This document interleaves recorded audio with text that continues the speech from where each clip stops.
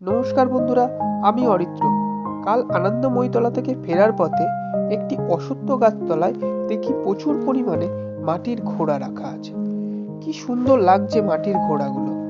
সম্ভবত এটি একটি পীরতলা। এই পীরতলায় মাটির ঘোড়াগুলোকে কেন দেওয়া হয় বা কেন রাখা আছে এটি আমার জানা নেই। যদি কারো জানা থাকে তাহলে আমার কমেন্ট বক্সে এসে কমেন্ট করে জানাবেন। আর অশ্বত্থ গাছের নিচে কুঠুরি করে একটি মোমবাতি জ্বালানো আছে।